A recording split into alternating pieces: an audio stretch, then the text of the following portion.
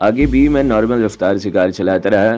पहाड़ियों से निकलकर मैंने कार दिलवाड़ा रोड पर मोड़ दी और तकरीबन 1 मील का फासला तय किया था कि पहला धमाका सुनाई दिया। फासला अगरचे 4 मील से कम नहीं था, मगर आवाज़ बता रही थी कि धमाका ज़ोरदार था। मैंने कार की रफ्तार बढ़ा दी और फिर एक के बाद दीगरे धमाके सुनाई देते रहे। इसके साथ ही मेरे होंठों पर मुस्कुराहट गहरी होती चली गई। कार शहर के बाहर एक वीरान सड़क पर छोड़कर मैं पैदल ही एक तरफ तेज तेज चलने लगा। अलका के आश्रम तक पहुंचने में मुझे आधे घंटे से ज्यादा टाइम नहीं लगा। राधा ने मेरी आवाज़ सुनकर दरवाज़ा तो खोल दिया, लेकिन मेरी शक्ल देखते ही इसके मुंह से हल्की सी चीख निकल गई और फिर इसे यकीन करना पड़ा कि मैं गलत आदमी नहीं हूँ। अलका आश्रम में नहीं थी। दुर्योधन ने मुझे पहले ही बता दिया था कि वो जयपुर गई हुई है। मैं जो कुछ भी करके आया था, इससे मेरे असाब में अभी तक कशीदगी थी। राधा, तुम मेरे लिए चाय बनाओ, मैं अपना हुलिया बदल कर आता हूँ, मैं कहते हुए तहखाने वाले दरवाजे की तरफ बढ़ गया। कोई बड़ा लफड़ा हो गया है? राधा ने पूछा। हाँ, बहुत बड़ा, मैंने जवाब दिया। तहखाने में आते ही मैं बाथरूम में घुस गया। सबसे पहले मैंने रेज़र से अपने गंजे सर पर वो चुटिया साफ़ की जो ख़ास मकसद से रखी हुई थी। फिर दाढ़ी और मूंछें साफ़ कर रहा था कि राधा चाय लेकर आ गई। दाढ़ी मूंछें साफ़ करने के बाद मैंने अलमारी से अलका के पति की एक पैंट शर्ट निकाली और राधा की मौजूदगी की परवाह की बगैर धोती उतार कर पैंट शर्ट पहनने लगा। चाय के दौरान मैं राधा से एक बार फिर अलका के बारे में कुरेद कुरेद कर पूछता रहा।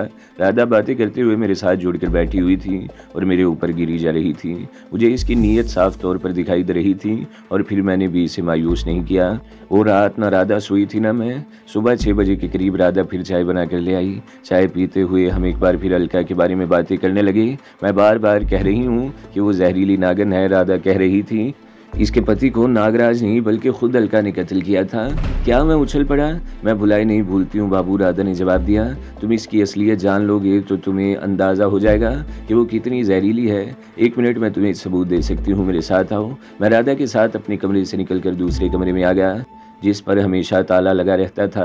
ये ताला तोड़ दो, तुम्हें हर चीज़ इस कमरे में मिल जाएगी, राधा ने कहा। ताला खासा मजबूत था, इसे तोड़ने में मुझे खासी दुश्वारी पेश आई। इस मोटे से ताले में वो दरवाजे का हजमी कफल भी तोड़ना पड़ा था। मैं और राधा दरवाज़ा खोलकर अंदर दाखिल हो गए। बत्ती जलाते ही मेरी आंखें हैरत से फैलती चली गईं। ये कमरा दफ्तर के तौर पर आरास्ता था। शीशे के स्लाइडिंग दरवाज़ों पर शेल्फों में किताबें सजी हुई थीं। एक शेल्फ में वसी दायरा अमल वाला ट्रांसमीटर भी रखा हुआ था जो ऑन था। मेज़ की दराजें मुकफ़ल थीं। मैंने ताले तोड़ दिए और इनमें रखी हुई फाइलें निकाल निकाल कर देखने लगा। मैं जैसे जैसे फाइलें देखता जा रहा था, मेरे जिस्म में सनसनी की लहरें सी फैलती जा रही थीं। राधा की हर बात की तस्दीक हो रही थी। अलका अग्निहोत्री भारतीय इंटेलिजेंस रॉ की डिप्टी डायरेक्टर थी। मेरा दिमाग सुन्न होने लगा। मैं जैसे जैसे फाइलें देखता रहा, मेरे जिस्म में सनसनाहट बढ़ती जा रही थी। राधा भी मेज़ की दराजों की तलाशी ले रही थी और फिर कमरे के बाहर हल्की सी आहट सुनकर मैं चौंक गया। मैंने सर उठाकर देखा और इसके साथ ही मेरा दिल उछलकर हलक में आ गया। अलका अग्निहोत्री दरवाजे में खड़ी थी। इसकी हाथों में काराकोफ राइफल थी जिसका रुख मेरी तरफ था। अलका अग्निहोत्री को सामने देखकर मेरे रोंगटे खड़े हो गए, कनपट्टियां सुलग उठी। वो औरत नहीं मौत का फरिश्ता लग रही थी। इसके जबड़े भिंचे हुए थे और चेहरे पर बेपनाह सफाकी थी। यही वो हसीन औरत थी जो मेरा दिल बहलाने के लिए मेरे बिस्तर की जीनत बनती रहती थी, जिसने नागराज जैसे बेहद जहरीले नाग से बचाने के लिए मुझे अपने आश्रम में पनाह दे रखी थी और इसे मौत के घाट उतारने के लिए इसके कई राज मुझे बताए थे। हालांकि वो अच्छी तरह जानती थी कि अगर नागराज को हल्का सा भी शुबा हो गया तो इसे भी मौत के घाट उतार दिया जाएगा। इसने हर खतरा मोल लेकर मुझे नागराज की नज़रों से बचाए रखा था और अब खुद मुझ पर राइफल तानी खड़ी थी। मेरी जान की दुश्मन हो रही थी और इसकी वजह भी सामने थी। मैं इसका राज जान गया था, इसकी असलियत से वाकिफ हो गया था। ऐसी सूरत में वो मुझे क्यों कर जिंदा छोड़ सकती थी? मैं हकला कर रह गया। मेरे हाथ में पकड़ी हुई फाइल नीचे गिर गई। हाँ, मैं अलका जख्मी नागन की तरह फंकारी। अच्छा हुआ मैं वक़्त पर पहुंच गई, वरना तुम ये सारे राज लेकर यहाँ से निकल गए होते। मगर तुम तो जयपुर गई थी, मैंने अपनी कैफियत पर काबू पाने की कोशिश करते हुए कहा। हाँ, मैं जयपुर ही थी। अलका की आवाज़ अब भी नागन की फंकार से मुशाबे थी। मुझे रात 2 बजे टेलीफोन पर दुर्योधन ने कैंप की तबाही की इतला दी थी और मैं इसके थोड़ी ही देर बाद यहाँ के लिए रवाना हो गई। अकेले रात ही रात तवील फासला तय करना खतरे से खाली नहीं था, मगर मैं इस सूरत हाल में किसी भी खतरे को खातिर में लाने को तैयार नहीं थी, क्योंकि दुर्योधन ने मुझे ये भी बता दिया था कि कल दिन में तुम इससे मिले थे और तुम गोरख को कत्ल करने का प्रोग्राम बना रहे थे। इसके कैंप की तबाही की खबर सुनते ही मैं समझ गई थी कि ये तुम्हारे अलावा किसी और का काम नहीं हो सकता। वो एक बार फिर खामोश हो गई। इसकी खूनखार नज़रें मेरे चेहरे पर मरकूज थीं और वह बात जारी रखते हुए कह रही थी, अगर मामला गोरख सिंह के कत्ल तक महदूद रहता तो कोई बात नहीं थी, मुझे खुशी होती। एक और कांटा मेरे रास्ते से निकल गया, मगर कैंप की तबाही, मैं तो इसका तसव्वुर भी नहीं कर सकती। ज़ाती दुश्मनी में कौमी मफाद को नुकसान पहुँचाने का तसव्वुर मैंने कभी नहीं किया। इस कैंप पर हमारे करोड़ों रुपए खर्च हुए थे और हमारी कौमी सलामती के कई मंसूबे इससे वाबस्ता थे, लेकिन तुमने कैंप को तबाह करके हमें जो नुकसान पहुँचाया है वो नाकाबिले तलाफ़ी है। इसे बहाल करने में बरसों लग जाएंगे, मगर हो सकता है नागराज से इंतकाम की आग में सुलगते हुए मैं तुम्हारी ज़्यादती को बर्दाश्त कर जाती। नागराज को न अहल करार देकर इसकी जिम्मेदारी भी इस पर डाल दी जाती, लेकिन ये सब कुछ। इसने मेज़ पर बिखरी हुई फाइलों की तरफ देखा। तुम मेरे हर राज से वाकिफ़ हो चुके हो, मेरी असलियत जान चुके हो, इसलिए अब तुम इस तहखाने से जिंदा नहीं निकल सकोगे। और ये कुतिया वो राधा की तरफ देखकर घुर्राई। मेरे टुकड़ों पर पलने वाली आज मेरी सबसे बड़ी दुश्मन बन गई है। इसने तुम्हें सब कुछ बताया होगा। इस कुतिया को तुम्हें ऐसी सजा दूंगी कि ये न जी सकेगी और न मर सकेगी। वो एक बार फिर मेरी तरफ मुतवज्जा हो गई। मैंने तुम पर एतमाद किया, तुम्हें इस कैंप के बारे में हर बात बताई, तुम्हें कैंप के अंदर जाने का मौका फराहम किया, मगर तुम गद्दार निकले। गद्दार नहीं, मैं अपने वतन का वफादार हूँ, मैंने जवाब दिया। इस वक्त तक मैं अपनी कैफियत पर बड़ी हद तक काबू पा चुका था। मैं जराइम पेशा ज़रूर हूँ, लेकिन अपने वतन का गद्दार नहीं। मैं दुनिया के किसी भी कोने में कैसे भी संगीन हालात में रहूँ, मेरे वतन की मोहब्बत मेरे दिल में जिंदा रहेगी। ये सब कुछ जानने के बाद मैं कैसे बर्दाश्त कर सकता था कि यहाँ मेरे बेगुनाह हम वतनों की तबाही और मुल्क की सलामती के खिलाफ खतरनाक साजिशें होती रहें और मैं आंखें बंद कर लूँ। और तुमने मुझे सब कुछ इसलिए नहीं बताया था कि तुम्हें मुझ पर एतमाद था। ये तो एक चारा था जो तुमने मेरे सामने डाला था। तुमने मुझे सरसब्ज दिखाया था कि तुम्हारा इंतकाम लेकर मैं ये सारे राज अपने साथ ले जा सकूंगा। नहीं अलका अग्निहोत्री, तुम्हारा असल मंसूबा तो ये था कि मैं जैसे ही नागराज को ख़त्म करता तुम लोग मुझे भी ठिकाने लगा देते। मैं कोई बच्चा तो हूँ नहीं जो तुम्हारी चाल में आ जाता। मैं तो मुनासिब वक़्त और मौके का इंतज़ार कर रहा था, और इत्तफाक से इस दौरान तुम्हारे बारे में कुछ ऐसी बातें भी मालूम हो गई जिन पर मुझे यकीन नहीं आता था। मगर अब ये सब कुछ देखकर यकीन हो गया कि जो कुछ सुना था वो सच है, और तुम ये सच लेकर यहाँ से निकल नहीं सकोगे। अलका फंकारी, मैं अपने हाथों से इस तहखाने में तुम्हारी कब्र बना दूंगी। और ये वो राधा को घूरने लगी। ये तो जिंदगी के आखिरी लम्हे तक अपने अंजाम देखती रहेगी। अलका की उंगली राइफल के ट्रिगर पर पहुंच गई। राइफल का रुख मेरे सीने की तरफ था। मैं इधर उधर देखने लगा। मैं इस वक्त मेज़ के पीछे खड़ा था और ऐसा कोई मौका नहीं था कि मेज़ पर से कूद कर इस पर छलांग लगा देता। वो मुझे अपने करीब पहुँचने से पहले ही गोलियों से छलनी कर देती। इस दौरान मैं इसके बारे में एक और राय कायम कर चुका था कि वो अकेली थी। अगर इसके साथ कोई और होता तो अब तक वो भी सामने आ चुका होता। अलका ने खुद ही बताया था कि वो इसी रात 2 बजे के बाद दुर्योधन से टेलीफोन पर कैंप की तबाही की इतला मिली थी, और इसके थोड़ी देर बाद वो अकेली ही यहाँ के लिए रवाना हो गई। जयपुर से माउंट आबू तकरीबन 4 घंटों का फासला था, जो इसने गालिबन कहीं रुके बगैर तय किया था। वो सीधी आश्रम ही आई थी और इसने गालिबन दुर्योधन को भी यहाँ पहुँचने की इतला नहीं दी थी, लेकिन जयपुर से रवाना होने से पहले इसे ज़रूर बता दिया होगा कि वो आ रही है। इसका मतलब था कि दुर्योधन भी किसी वक्त यहाँ पहुँचने वाला होगा। इस वक्त तो बहरहाल वो अकेली थी, लेकिन मैं इसके अकेले होने का फ़ायदा नहीं उठा सकता था। इसकी उंगली की मामूली सी हरकत मेरी ज़िंदगी का खात्मा कर सकती थी, और मैं इस तरह एक औरत के हाथों बेबसी की मौत नहीं मरना चाहता था। मुझे कुछ करना था। मेरा जहन बड़ी तेज़ी से काम कर रहा था, मगर कोई बात समझ में नहीं आ रही थी। ज़िंदगी के इन आखिरी लम्हों में भी मैं मायूस नहीं था, और फिर कुदरत ने मुझे एक मौका फराहम कर दिया। मेरे दाएं तरफ राधा खड़ी थी। इसके और मेरे दरमियान 4 फीट का फासला था। खौफ और दहशत से इसका चेहरा बिल्कुल सफ़ेद हो रहा था, और गालिबन वो भी अपने बचाव का कोई रास्ता सोच रही थी। इसने एक मरतबा मेरी तरफ देखा और फिर अलका के पीछे दरवाजे की तरफ देखते हुए चीखी, महाराज नागराज। पता नहीं नागराज का खौफ था या नफसियाती झटका कि अलका तेजी से पीछे घूम गई। मैं इस मौके से फ़ायदा न उठाता तो दुनिया का सबसे अहमक कहलाता। मैंने बड़ी फुर्ती से मेज़ को दोनों हाथों से उलट दिया, और इससे पहले कि अलका सूरत हाल को समझ सकती, मेज़ का उलटता हुआ किनारा इसकी पिंडलियों पर लगा। वो चीखती हुई पुश्त के बल गिरी। राइफल अब भी इसके हाथों में थी। अचानक झटका लगने से राइफल का ट्रिगर दब गया। इसके पुश्त के बल गिरने की वजह से राइफल की नाल भी ऊपर की तरफ उठ गई थी। राइफल से निकलने वाली गोलियां छत का प्लस्तर उधेड़ने लगी। मेज के उलटने के साथ ही मैंने भी छलांग लगा दी। मैं अलका के करीब गिरा और सबसे पहले मैंने इसकी राइफल वाले हाथ को गिरफ्त में लेकर इसका बाजू पीछे की तरफ मोड़ता चला गया। इसकी उंगलियां ट्रिगर से हट गईं और राइफल ने भी गोलियां उगलना बंद कर दी। राधा भी उछल कर सामने आ गई। वो अलका का दूसरा बाजू पकड़कर मरोड़ने लगी। मैंने झटका देकर अलका के हाथ से राइफल छुड़ा ली और खड़ा हो गया। अलका का दूसरा बाजू अब भी राधा की गिरफ्त में था। इसकी दोनों टांगें मेज के नीचे दबी हुई थीं। अलका ने मेज को धकेल कर अपने ऊपर से हटाया और हैरत अंगेज फुर्ती से फर्श पर पड़ी हुई राइफल की तरफ छलांग लगा दी, मगर इसके सीने पर पड़ने वाली मेरे पैर की ठोकर ने इसे दूसरी तरफ उलटने पर मजबूर कर दिया। अलका उठने की कोशिश कर रही थी कि राधा ने आगे बढ़कर इसे छाप लिया। सबसे पहले उसने इसकी नाक पर घोंसा मारा। वो चीख उठी। इसकी नाक से भी खून बह निकला। इसने सर को एक दो झटके दिए और फिर संभल गई। वो रॉ की तरबियत याफ्ता थी, तकलीफ बर्दाश्त करना भी जानती थी। वो पलट कर राधा पर झपटी। दोनों एक दूसरे से गुत्थम गुत्था हो गई। दोनों के बाल एक दूसरे की मुट्ठियों में थे और वो खूनखार बिल्लियों की तरह गुर्रा रही थी। अलका को बहरहाल लड़ाई भिड़ाई में भी महारत थी, लेकिन राधा उसके मुकाबले में ज़्यादा सेहतमंद और ताकतवर थी। वो उसे बुरी तरह रुगेद रही थी। इन दोनों की साड़ियाँ जिस्मों से अलग हो चुकी थीं। दोनों के कपड़े फट गए थे। मैं एक शरीफ आदमी की तरह दूर खड़ा इनकी ये सनसनी खेज और दिलचस्प लड़ाई देखता रहा।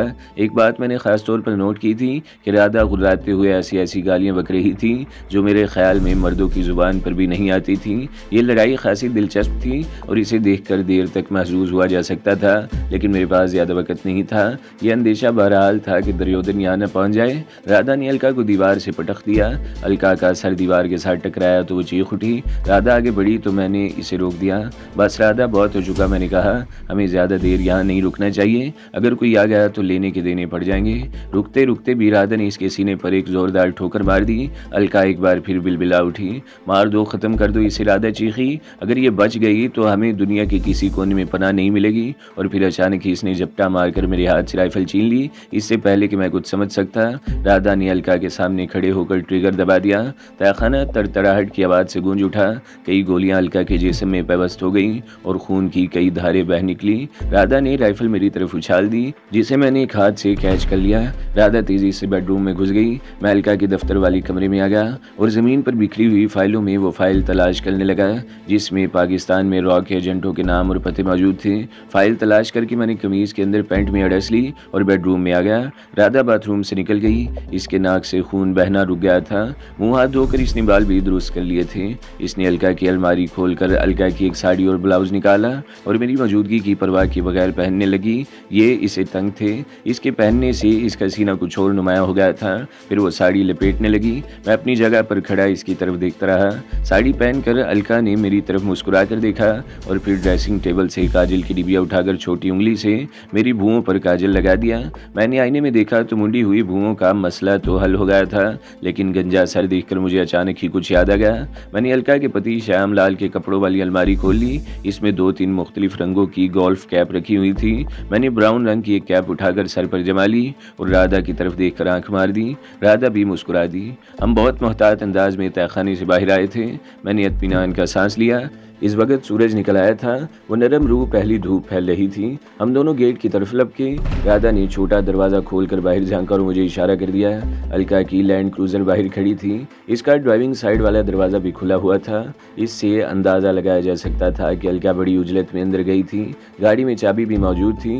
राधा पैसेंजर सीट पर बैठ गई। मैंने ड्राइविंग सीट पर बैठकर इंजन स्टार्ट कर दिया।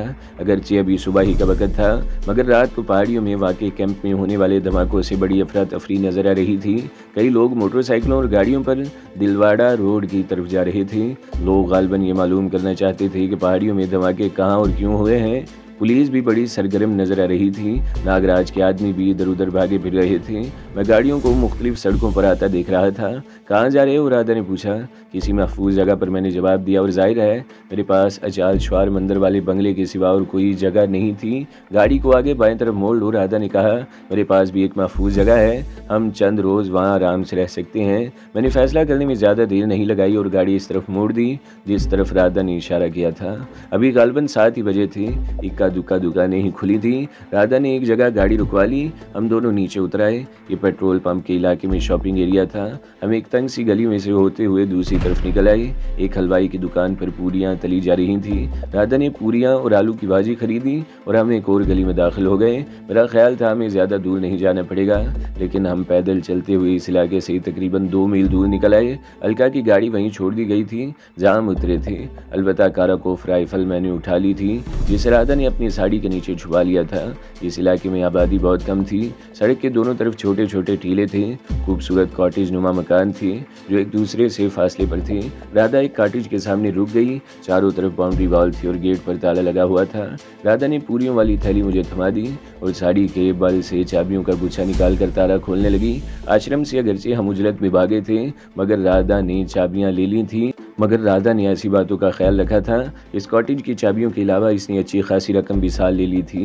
कंपाउंड में अगरचे एक छोटा सा लॉन बना हुआ था, लेकिन मुनासिब देखभाल न होने की वजह से घास बेतरतीबी से फैली हुई थी और खुदरू झाड़ियाँ भी बकसरत बिखरी हुई थी। 3 कमरों पर मुश्तमिल कॉटेज बड़ा खूबसूरत था। इसमें आसाइश की हर जगह मौजूद थी। एक फ्रिज भी मौजूद था जिसमें ज़रूरत की चीज़ें भरी हुई थी। रसोई के साथ छोटे से स्टोर में भरे हुए राशन की मिकदार इतनी थी कि 2 आदमी कम से कम 1 महीने तक आराम से गुजार सकते हैं। कॉटेज की एक भी दीवार एक टीले से मिली हुई थी। इस तरफ से निकलकर पहाड़ियों की तरफ कहीं भी जाया जा सकता था।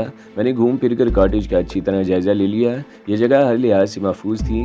यहाँ जो इंतजामात थी इन्हें देखकर अंदाज़ा होता था, लेकिन मेरे लिए हैरत की बात यह थी कि राधा यकयक अलका के खिलाफ क्यों हो गई। कई रोज़ पहले जब इसने पहली मरतबा अपने आप को मेरे सामने ढेर कर दिया था तो इस वक्त इसने अलका के खिलाफ कुछ बातें की थी।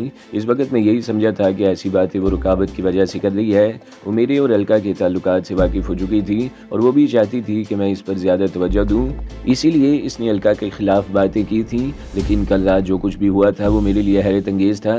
इसने ना सिर्फ अलका के सारे राज फाश कर दिए थे, बल्कि नहायत बेरहमी से इसका बदन गोलियों से छलनी कर दिया था। इससे पहले लड़ाई से भी यही लगता था कि वो अलका से किसी पुरानी दुश्मनी का बदला ले रही है। मैं जिस कमरे में बैठा हुआ था वो बैठक के तौर पर इस्तेमाल होता था। फर्श पर प्लास्टिक मैट बिछा हुआ था। रेगजीन का एक पुराना सा सोफ़ा सेट था। 4 कुर्सियाँ थीं और दरमियान में सफ़ेद फार्मिका की टॉप वाली कॉफ़ी टेबल पड़ी हुई थी। मैं अभी ये सब कुछ सोच ही रहा था कि राधा पीतल की एक थाली में नाश्ता लेकर आ गई। वही बाजार से खरीदी हुई पूरियाँ और आलू की भाजी। नाश्ते के बाद राधा चाय भी बना कर ले आई। राधा मेरे सामने दूसरी कुर्सी पर बैठी हुई थी। इसने कॉटेज में दाखिल होते ही अलका वाली साड़ी उतार फेंकी थी। इस वक्त इसके जिस्म पर सिर्फ पेटीकोट और ब्लाउज था। गरम गरम चाय की चुस्कियां लेते हुए मेरी नज़रें बार बार इसकी तरफ उठ रही थीं। एक बात पूछो राधा, मैंने इसके चेहरे पर नज़रें जमाते हुए कहा। तुम अलका के साथ कई साल से हो। वो तुम्हारी मोहसना थी, तुम इसे माता जी कहती थी, फिर यकायक इससे इतनी नफरत क्यों? मोहसना, माता जी? राधा के मुंह से गहरा सांस निकल गया। मेरे मन में ये नफरत अचानक ही नहीं उभरी। ये लावा तो बहुत अरसे से अंदर ही अंदर खोल रहा था। इसे कभी न कभी तो फटना ही था। तफसील से कुछ बताओगी? मैंने इसके चेहरे से नज़रें हटाए बगैर कहा। मुझे इस बात पर भी हैरत हो रही थी कि इस वक्त वो बड़ी साफ उर्दू बोल रही थी। ये तकरीबन 5 साल पहले की बात है। राधा गहरा सांस लेते हुए कहने लगी, मैं ग्रेजुएट हूँ और राजगढ़ की रहने वाली हूँ। ये हरियाणा की सरहद के करीब एक छोटा सा खूबसूरत शहर है। मेरा ताल्लुक एक गरीब घराने से है। माँ बाप ने ये सोच कर किसी न किसी पढ़ा दिया था कि बुढ़ापे का सहारा बनूंगी और कोई और औलाद ना होने की वजह से मैं ही इनकी उम्मीदों का मरकज़ थी। लेकिन ग्रेजुएशन के बाद जब मैंने अमली ज़िंदगी में कदम रखा तो बहुत जल्द पता चल गया कि दुनिया इतनी हसीन नहीं जितनी नज़र आती है। ख़ास तौर पर मुझ जैसी हसीन और नौजवान औरत के लिए तो ये दुनिया नरक से भी ज़्यादा खौफनाक है। कदम कदम पर खूनख्वार भेड़िए घात लगाए बैठे हैं। मैं नौकरी के लिए जहाँ भी गई मेरी सनद और मेरी काबिलियत से ज़्यादा मेरी जवानी और मेरे हुस्न को देखा गया। हर जगह मुझे दफ्तर की मेज़ की बजाय बिस्तर की जीनत बनाने की कोशिश की गई। इस तरह मैं हर जगह से भागती रही। मुझे अच्छी तरह याद है मैंने आखिरी नौकरी सेठ दौलत राम के पास की थी। इसकी उम्र 60 के लगभग थी। छोटा कद, भारी भरकम जिस्म, मटके की तरह निकली हुई तोंद और बुलडॉग जैसा चेहरा। इसे सबसे ज़्यादा दिलचस्पी दौलत से थी। वह हर तरफ से दौलत समेट रहा था। मुझे इसके दफ्तर में काम करते 2 महीने हो गए थे और मुझे ऐसी कोई बात नज़र नहीं आई थी जिससे मुझे किसी किस्म का खौफ महसूस होता। फिर वो दिन भी आ गया जिसकी मैं कम अज़ कम सेठ दौलत राम जैसे आदमी से तवक्का नहीं कर सकती थी। मैं सेठ दौलत राम ही के कमरे में बैठी हुई थी। उस रोज़ काम करते हुए अचानक ही सेठ की तबीयत ख़राब हो गई। इसने हुक्म दिया कि मैं तमाम खाते उठाकर इसके साथ चलूँ, घर बैठ कर काम करेंगे। मुझे सेठ दौलत राम से किसी किस्म का ख़तरा नहीं था। मैं बेधड़क इसके घर चली गई। बहुत बड़ा आलीशान बंगला था जहाँ वो 2 नौकरों के साथ अकेला ही रहता था। एक अधेड़ उम्र आदमी था और एक बूढ़ी औरत, तीसरा ड्राइवर था। ड्राइवर को घर के अंदर दाखिल होने की इजाज़त नहीं थी। सेठ दौलत राम मुझे ऊपर वाले कमरे में ले गया। ये बहुत शानदार बेडरूम था। सेठ बेड पर लेट गया और मैंने अपने खाते कॉफ़ी टेबल पर फैला दिए। काम के दौरान मैं सेठ से कुछ बातें पूछती भी रही थी। तकरीबन 1 घंटे बाद सेठ दौलत राम उठकर कमरे से बाहर चला गया। वापस आया तो इसके हाथ में शरबत का गिलास था जो इसने मेरे सामने रख दिया। मुझे नदामत भी हुई कि सेठ मेरे लिए खुद शरबत लेकर आया है। वो नौकरानी या नौकर से भी मंगवा सकता था। शरबत पीने के थोड़ी देर बाद जैसे दिमाग पर बोझ सा महसूस होने लगा, सर में अचानक ही दर्द शुरू हो गया और गनूदगी तारी होने लगी। मेरी आंखें बंद हुई थी। मैं बार बार सर झटकती रही मगर कोई खातिर खा नतीजा नहीं निकला। गनूदगी बढ़ती रही। इस वक्त मेरे जहन में ख्याल भी नहीं आया कि मेरी ये कैफियत शरबत की वजह से हो रही है। मैंने काम छोड़कर कुर्सी की पुश्त से टेक लगा ली और फिर मुझे कुछ होश नहीं रहा। तो दोस्तों, अगली किस्त सुनने के लिए हमारे चैनल को ज़रूर सब्सक्राइब करें, वीडियो को लाइक करें और बेल के आइकन पर भी क्लिक कर दें ताकि हर जो आने वाली वीडियोज़ हैं वो आपको सबसे पहले मिलती रहें।